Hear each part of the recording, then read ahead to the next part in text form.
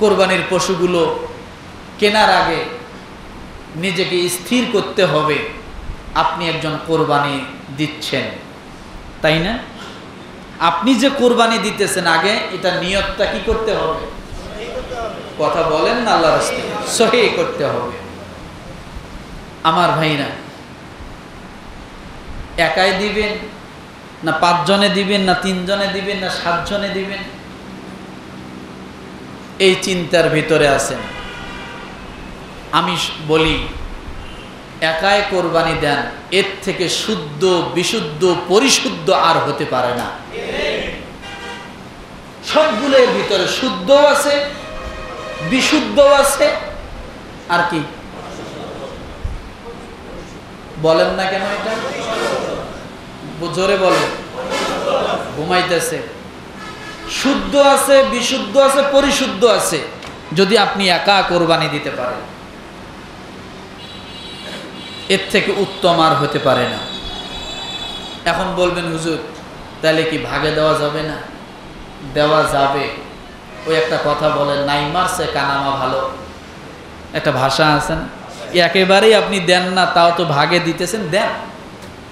না দেওয়ার থেকে দেওয়া ভালো, না দেওয়ার থেকে কথা বলে না, না দেওয়ার থেকে ভাগে দেওয়া ভালো। আমার ভাইরা, এখন কথা হলো এই কোরবানি যে দিবেন নিয়ত করতেছেন, টাকাগুলো স্বচ্ছ থাকতে হবে, অর্থগুলো কি থাকতে হবে?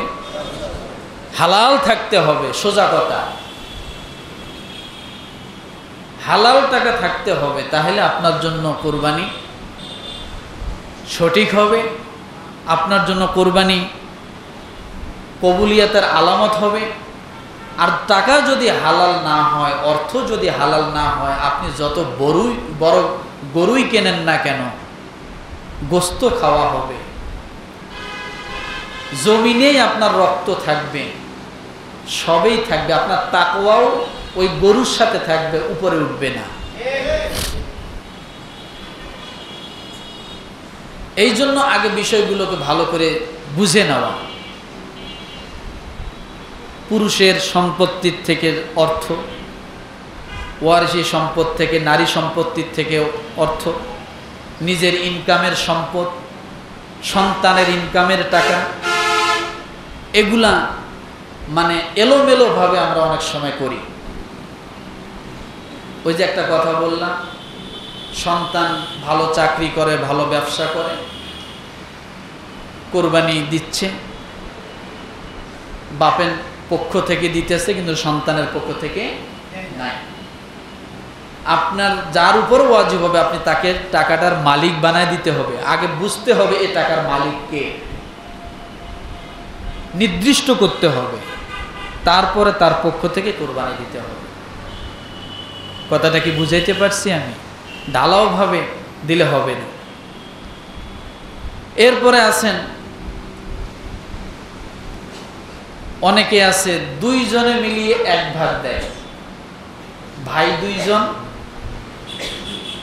ও 5,000, ও 5,000, ও 10,000, ও 10,000 মিলিয়ে যায় ঢুকছে হলো 1 ভাগ নিয়া। আছে না? এরকম কি হয়?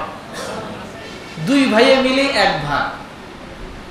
ও ভাই জানে না কোরবানি কার পক্ষ থেকে হচ্ছে, ও ভাইও জানে না কোরবানি কার পক্ষ থেকে হচ্ছে।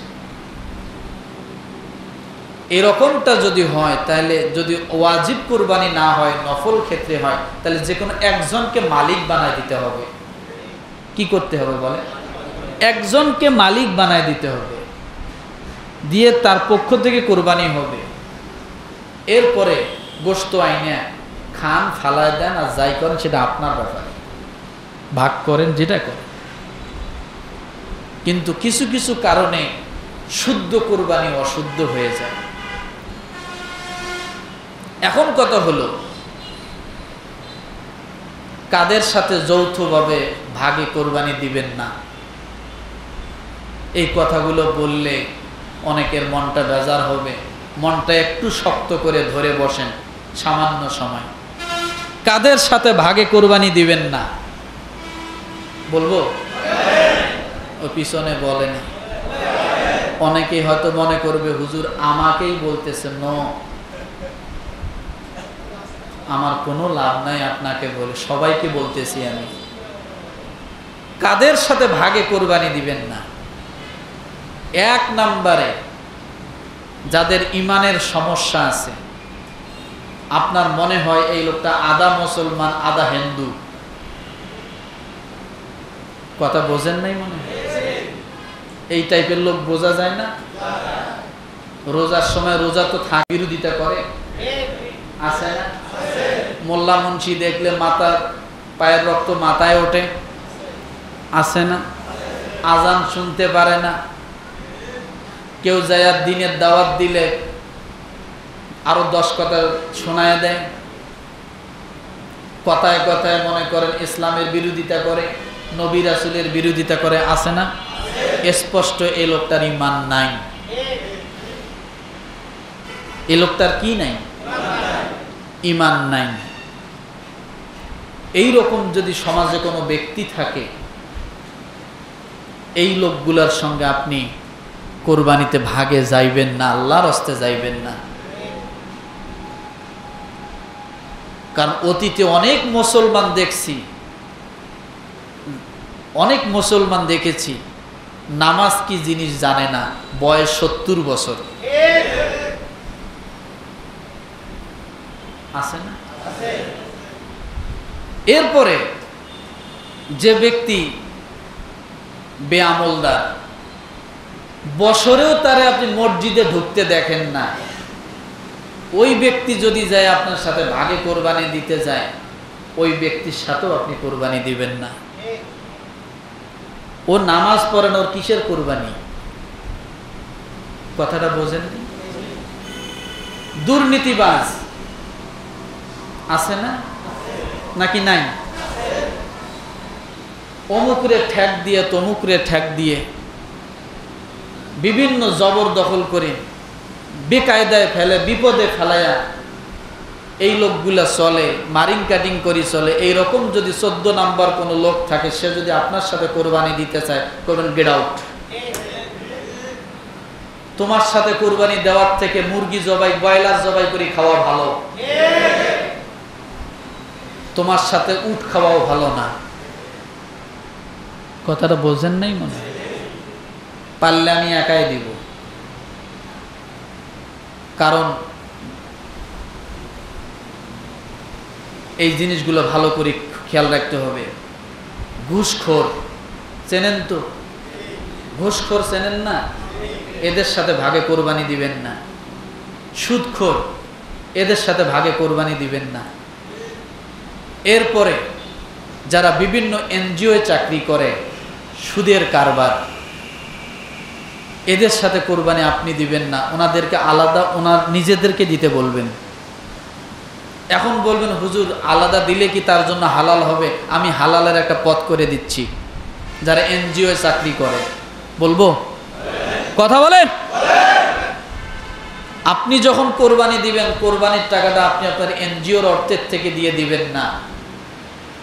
প্রয়োজনে আপনি কারো কাছ থেকে ঋণ নিয়ে তারপর আপনি কোরবানি দেন। অন্তত যতক্ষণ আপনি কোরবানিটা দিলেন, ঋণের টাকায় দিলেন, অন্তত আপনার ওই টাকাটা হালাল হবে। ওই দিন পর্যন্ত টাকাটা কি হবে? হালাল হবে। যারা জুয়া লটারি খেলে, আছে না? এখন তো নাই এগুলা, আছে? খালি আছে না রে ভাই। কুত্তে যেমন জট বাঁধে, এরা এরকম জট বাঁধে বেঁধে থাকে। 3 মাথায় একখানে, 4 মাথায় একখানে, 5 মাথায় একখানে, সারা রাত খেলে, দিনে বসে খেলে। এরপরে দেখবেন বউ বেতন পাইতে দেরি, বউয়ের টাকা আগেই নিয়ে জুয়া খেলা শেষ। বউ বেতন পায়া বাড়িতে ঢুকতে দেরি, বউরে পিডাইয়ে টাকা নিতে দেরি নাই। হাজারো অশান্তি এই সমস্ত পরিবারে হচ্ছে, নাই?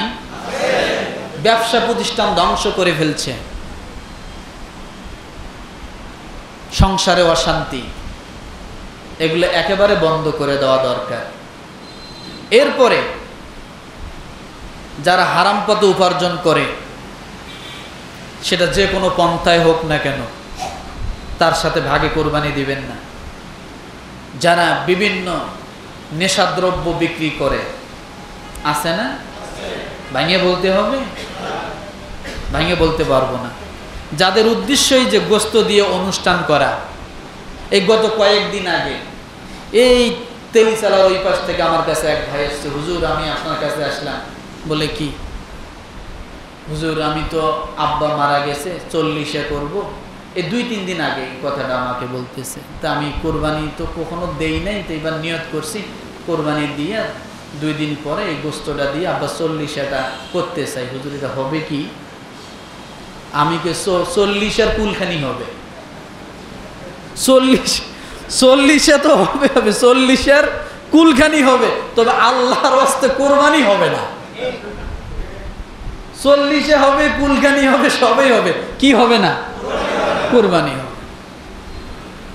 কি করবে? কথাটা শুনিয়ে খুব একটা সন্তুষ্ট হতে পারলো না, মনটা একটু বেজার করে বলে, হুজুর যাই দোয়া করেন। আমাকে হ্যাঁ দোয়াই করি 40-এ হোক। কি করি? দোয়া করি 40-এ হোক, তবে কোরবানি যেন না হয়, এই নিয়তে। রাগ করতেছেন? আমার ভাইরা, অংশীদার মারা গেলে তার পরিবারের পক্ষে অনুমতি নিয়ে তারপরে করতে, অনুমতি ছাড়া হবে না। এরপরে 7 জনের বেশি শরিক করা যাবে না। মনে থাকবে, সময় কম।